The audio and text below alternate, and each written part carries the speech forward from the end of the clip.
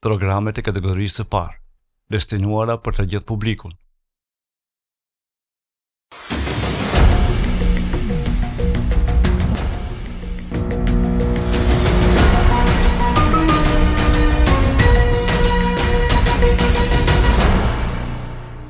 Shikues të nderuar mirë mbrëma, jeni me mua Bindina Sherifi në emisionin tonë Mes Nesh, dhe së mysafir kemi dikë shumë interesant, është një shkrimtar nga Kumanova, ai është 22 vjeçar dhe është Valon Nuhia. Valon, përshëndetje, është kënaqësi që të kemi sonte këtu. Përshëndetje dhe faleminderit për ftesën, është nderë dhe privilegj për mua që paraqitjen time para një emisioni televiziv ta bëj pikërisht në televizionin tuaj, televizionin më serioz të qytetit tim.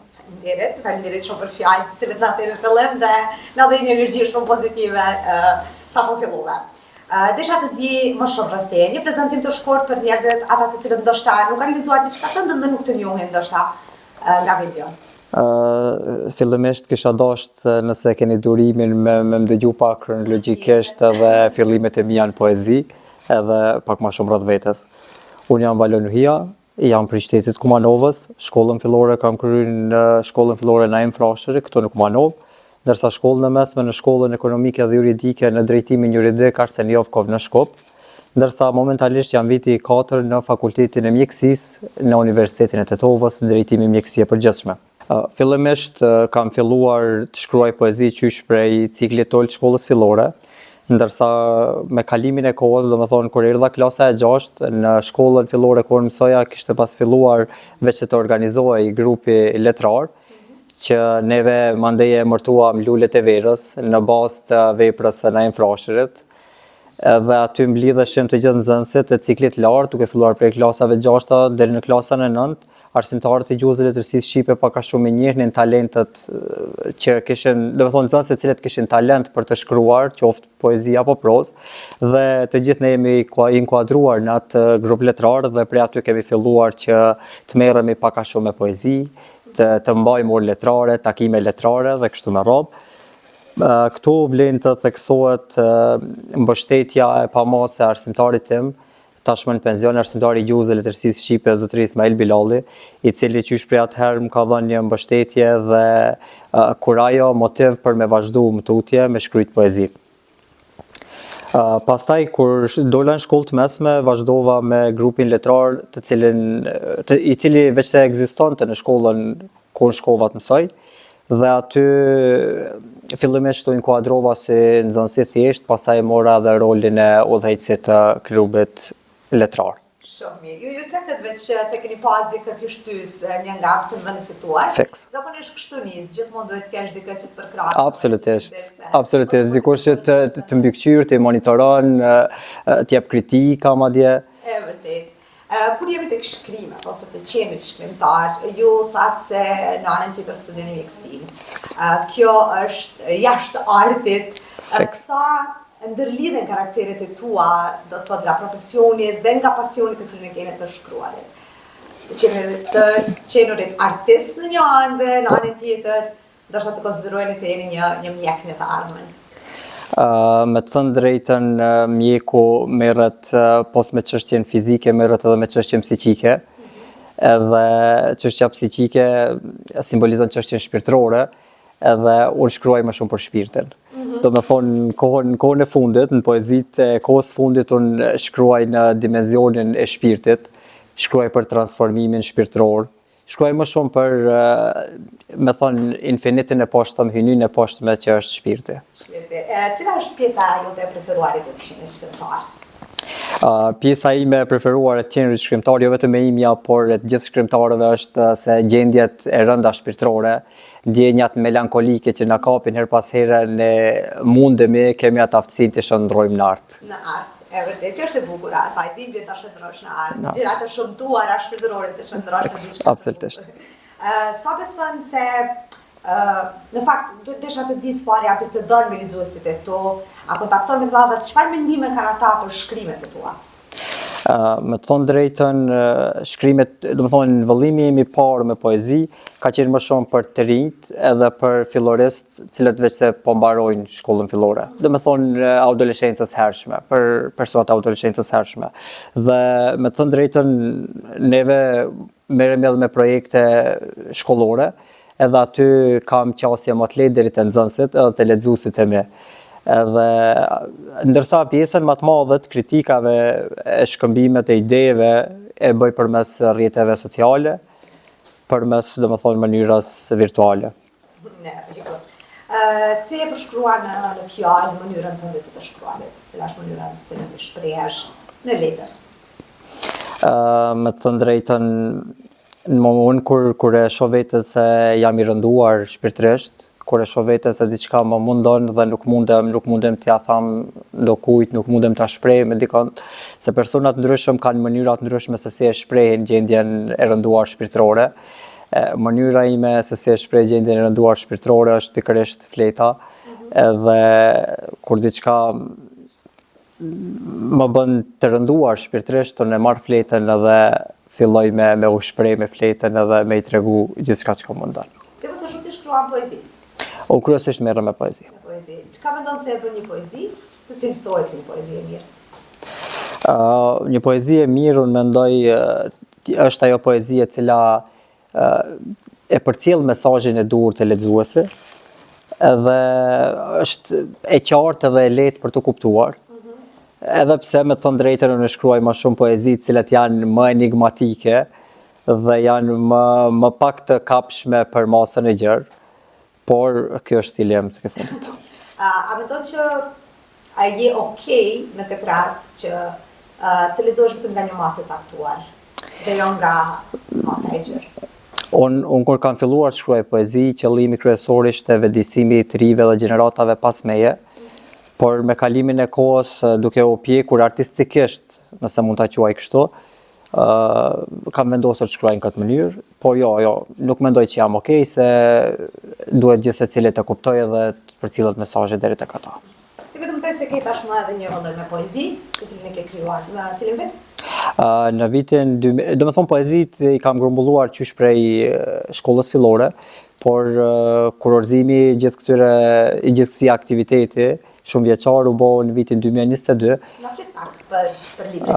Po, me rastin e 22 nëntorit, vitit 2022, unë në bashkëpunim me Vizionin e shoqatën kulturore, vendosëm që ta bëjmë promovimin e librit, meqense ata ishin edhe financuesit edhe botuesit e këtij libri. Neve vendosëm ta bëjmë një promovim, ashtu me thonë modest, njëkohësisht të festojmë edhe ditën e 22 nëntorit, që ishte dita e alfabetit, të përkoj me promovimin e librit tim. Në këtë libër ka poezi të cilat i takojnë moshës adoleshente. Juve besoj e dini psikologun e njohur Erik Eriksonin, se si ndahen etapat e fazat e zhvillimit psikosocial. Edhe në kohën e adoleshencës, njeriu e kthen gishtin ka vetja dhe don ta di më shumë se kush duhet jetë ai ose kush mundet jetë. Dhe këtu ka një farë lloj krize psikosociale, siç e përmenda më herët, mes identitetit dhe kohezionit të rolit, se me çka don ai të identifikohet. Edhe gjithë këto paqartësi të kohës, unë besoj që i kam shprehur në librin tim, edhe ata të cilat e kanë lexuar e dinë se me cilat preokupime jam marrë në atë kohë. Në ditët e sotme, nga merr inspirimin për të shkruar? Sa është e vështirë të gjesh inspirim për të shkruar? Me të thënë drejtën, inspirimi është i vështirë, po e kam një poezi aty ku tregoj se ku e gjej inspirimin, edhe inspirimin e gjej thellë brenda shpirtit tim, edhe mundohem atë që e ndjej, atë shpirtërorën, ta shndroj në poezi. Zakonisht kështu. Tashmë vetëm ngritet një kurreshtje për lexuesit për me lexuar dhe vëllimin tënd, gjithashtu ne kemi edhe këtu në studio vëllimin e Valonit, është fjalë për ty. Fjalë për ty. Po, u kishë sugjeruar se tret lexues për me lexuar. Unë sa kam ka disa poezi vërtet, rënqesë dhe disa poezi vërtet bukura, të cilat kanë një kulturë shumë të bukur. Ju faleminderit. Të lutem. A mund ta tregosh sa lidhen shkrimet e tua me jetën tënde personale ose me jetën e përditshme? Edhe nëse ke diçka specifike, të cilën mund ta cepësh, nëse është ashtu. Sigurisht poeti gjithmonë e shpreh atë që mendon edhe atë që ndjen. Zakonisht janë ndjenja të cilat burojnë prej shpirtit. Po mbje me cek shumë shpesh shpirtin, po vërtet gjendja shpirtërore është ajo më e rëndësishme në jetën e njeriut. Edhe unë si poet në shumicën e rasteve, ose poezitë e mia janë në shumicën e rasteve janë pesimiste, edhe marr shumë kritika prej lexuesve sepse janë pesimiste, presim entuziazëm më shumë në poezitë tua, po unë vetëm se reflektoj gjendjen shpirtërore time në raste të caktuara. Edhe inspirimi më i madh thash atëherë kur ti je shumë i rënduar psiqikisht edhe emocionalisht. Edhe po, domethënë gjitha poezitë e mia reflektojnë gjendjen time të brendshme. Kur e cek gjendjen tënde të brendshme, do të thotë që je pesimist në përditshmëri, apo ka disa raste të cilat je shfrytzuar të karakterin tënd? Ndodh, me të thënë drejtën, nuk është që jam pesimist, se vetë bindjet e mia, qofshin ato fetare ose kështu me radhë, nuk më lën të jem ashtu pesimist. Unë besoj në atë se është caktuar për neve rruga nga duhet hecim, po vetëm ne jemi ato kalimtare që duhet ta bëjmë. Po me të thënë drejtën më shumë e shfrytëzoj për art. Si ta e kalon këtë pjesë në momentin që të mungon inspirimi, në momentin që shes se nuk ke diçka për cilën mund të shkruash? Sa është e vështirë të kalosh sfidat e inspirimit? Kur unë e shoh se mungon inspirimi edhe nuk mundem me shkruajt qartë për diçka që mundon realisht, marr dhe shkruaj ndonjë artikull, marr dhe përshkruaj ndonjë citat, ndonjë autori, marr dhe përshkruaj pjesë të romaneve cilat i mbajnë mend. Vetëm kur ndjej nevojën për me shkruaj patjetër. Kemi tek librat dhe citatet të cilat lexon ti, ke ndonjë autor ose ndonjë libër të caktuar që të ka inspiruar ty ose që ke më favorit për veten tënde? Me të thënë drejtën, nga mosha në moshë ndryshojnë edhe autorët. Për shembull, kur je në moshën e fëmirisë, zakonisht merresh me ato autorë cilët shkruajnë për fëmijë, me letërsinë e fëmijëve. Ndërsa kur je mandej në shkollën e mesme, në shkollën e adoleshencës vonshme, nëse lejohet ta quaj kështu, ke disa autorë, po unë kryesisht kam dy autorë të preferuar, cilët janë antagonist në mendimet e tyre, që është Imadi Recep Qosja dhe Ismail Kadare, padyshim. Ndërsa në pjesën e poetëve, për mua është i preferuari një përfaqësues i poezisë shqipes që është i madhi Ervin Hatibi, që fatkeqësisht sot deri në nuk e njohin shumë dhe është jo aktual. A ke një stil specifik të shkruarit? Unë mendoj se po, si që ceka edhe më herët, unë mendoj se jam enigmatik dhe shkruaj vështirë për tu deshifruar poezitë e mia. Edhe mendoj se mbahem për këtë gjë. A mendon që kjo është problematik për lexues këtu?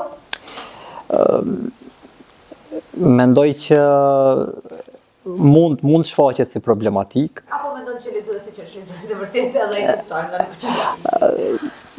Tentoj nga njëherë të bëj lëshime në disa vargje, të shkruaj kështu në përgjithësi që të mund të ndërlidhen me vargje tjera, që siç e thatë edhe jo, të kenë mundësi edhe masa e gjerë të më kuptojnë, por dëshira ime më e madhe është që të më kuptojnë ato cilët e njohin vërtet poezinë. Po, lexuesi do jo pse do lexuesi. Fiks. Sa është e rëndësishme për ty kritika, lëvdata? Me të thënë drejtën, më pëlqejnë edhe lavdatat, se fillimisht se fillimisht njeriu ngritet edhe krijon një farë lloj, nëse e quaj kushtimisht ego, e krijon atë egon se unë qenë për një me shkrimtar, kur merr lavdata ose e bukur kjo poezi, ose sa më ka emocionu, por duhet mësohem edhe me kritikat. Unë pres kritika për atyre cilët vërtet e kuptojnë poezinë, vërtet kanë shijen poezi, edhe me të drejtën jam ai i cili pres më shumë të kritika. Shumë mirë. Kjo është e mirë, momentin që i merr kritikat me pozitivitet ose shfrytëzon atë pjesë për të përmirësuar për veten. Si përcjellni shkrimet e juaja tek lexuesit e to? Kemi platforma online, ndoshta përmes rrjeteve sociale, apo preferon mënyrën direkte me lexuesin? Në shumicën e rasteve, her pas here unë shpërndaj poezitë e mia në rrjetin social Facebook, po ashtu edhe në Instagram, dhe aty shkëmbej mendime me poet ndryshëm, me ata cilët janë dashamirës të fjalës së shkruar, edhe unë mendoj që mënyra më e lehtë dhe më e qasshme sot janë rrjetet sociale dhe shpërndarja është më e lehtë dhe më e shpejtë. Cila mendon se është pjesa cilëteti sot si pjesë më të vështirë e të qenies shkrimtar apo e të shkruarit? Pjesa më e vështirë kisha më thënë është pjesa ku shkrimtari unë mendoj që nuk ka privatësi.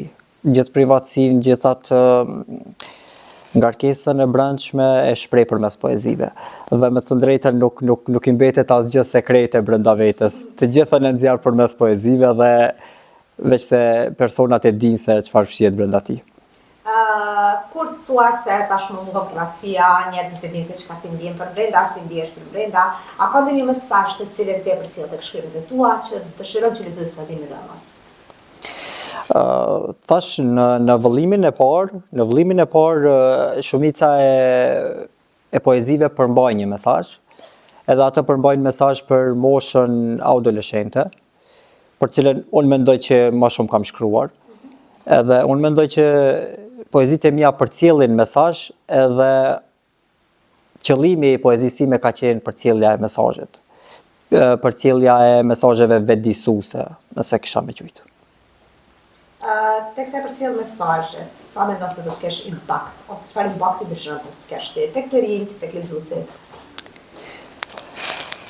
Nëse flasim drejt se si është gjendja jonë sot, kisha me thonë është pak shumë e mjerueshme, meqense librat, aq më pak poezit lexohen pothuajse pak ose fare.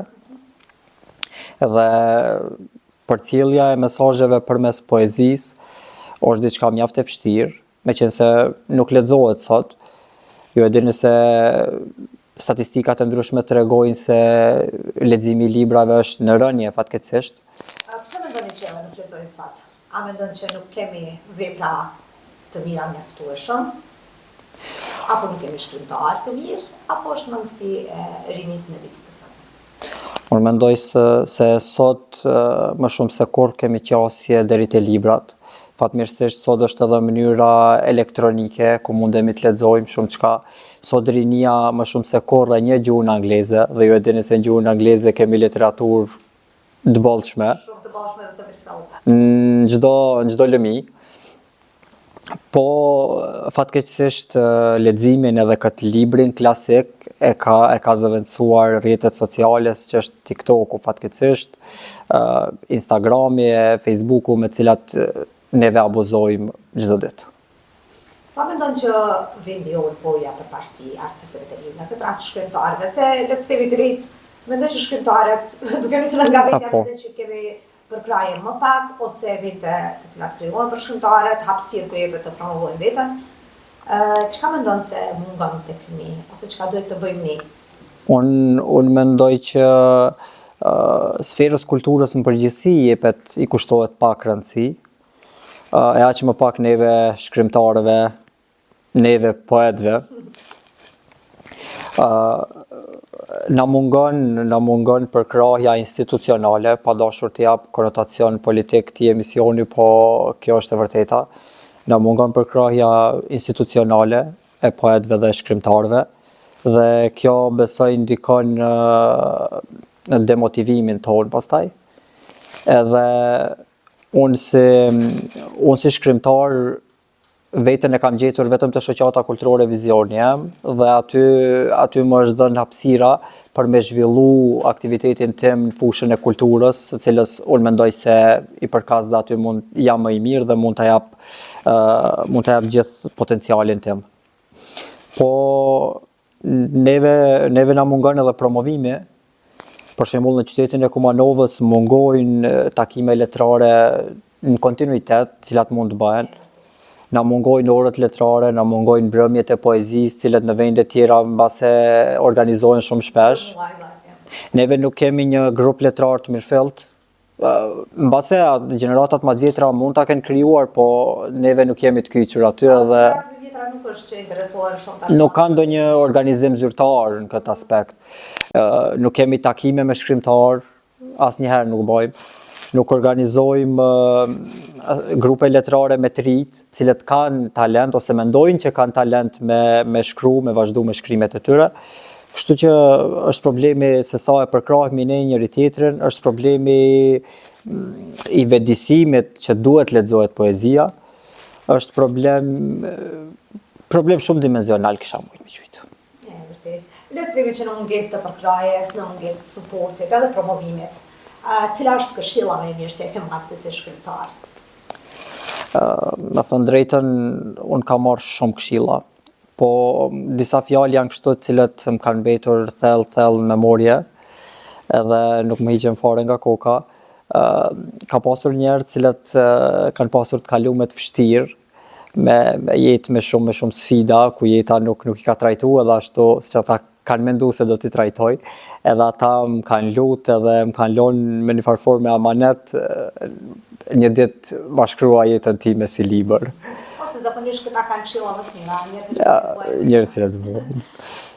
Më vjen shumë mirë që prapë ka njerëz të cilët nuk harrojnë që shkrimtarët e rinj janë diku, u hapin shpresë, u hapin motiv dhe i çmojnë shkrimet e tona. Cilat janë planet e tua në të ardhmen, panon ndonjë libër i ri, ndonjë bukë i ri apo? Unë tash jam duke përgatitur edhe vëllimin e dytë me poezi, edhe mendoj që promovimin do ta bëjmë bashkërisht, do të vini edhe ju, do të jeni pjesëmarrës në atë eveniment. Do ta bëj promovimin, domethënë këtu në Kumanov, në qytetin tim, edhe besoj që duhet ta bëjmë sa më të bëjshme jetën kulturore në qytetin tonë, edhe për atë gjithmonë vendosi organizimet e tilla t'i bëj këtu brenda në qytetin tim. Jam viti i 4, që të ka student fakultetin e mjekësisë, do të fokus kryesore kam mjekësinë edhe studimet. T'i kryej studimet, por me letërsinë, me artin, nuk besoj që do të ndalem këto. Unë besoj që do vazhdoj të shkruaj derisa të frymoj. Dhe çfarë mesazhe do japësh të rinjve atë rrugë? Unë kisha dashur me dhënë një mesazh atyre të cilët mendojnë se kanë talent për të shkruar. Kisha me thonë se duhet nuk mjafton me i gjetë bashkë mendimtarët, po duhet i gjejnë bashkë vepruesit, duhet i gjejnë personat me cilët do të bashkë veprojnë, do të shkëmbejnë mendime, duhet ta gjejnë hapësirën ku jepet më shumë, qoftë shoqata jo qeveritare, qoftë ndonjë institucion shtetëror, nëse ka, se nuk e di për një gjatë tillë. Edhe se duhet ta shprejnë talentin e vet. Mos ta sforcojnë veten, me thonë se jo, unë e shkrova një poezi, po nuk e di a do të mund ta shkruaj dytën. Provo, duhet me provu. Duhet me u përpjek vazhdimisht për me sjell diçka të re. Duhet me qenë aktiv sa më shumë, qoftë me botën e artit, me botën e letërsisë, po edhe me jetën shoqërore.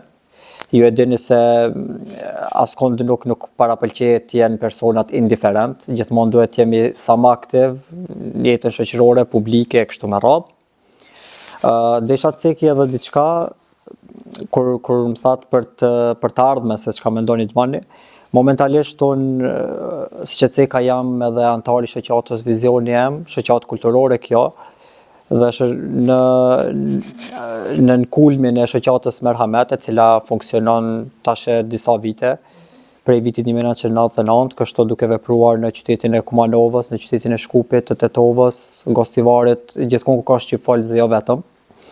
Ditëve të fundit kemi formuluar edhe sektorin, kemi themeluar në fakt sektorin e shëndetësisë, ku aty jemi të pranishëm student e fakultetit mjekësisë dhe nxënës të mjekësisë, dhe aty do të fillojmë me projekte të reja në fushën e shkencave mjekësore, kështu duke bërë edukimin e personelit mjekësor dhe mbështetjen e të sëmurëve, mbështetjen e atyre të cilët kanë nevojë për neve, gjithashtu edhe sensibilizimin e popullatës, promovimin e shëndetit publik e kështu me radhë.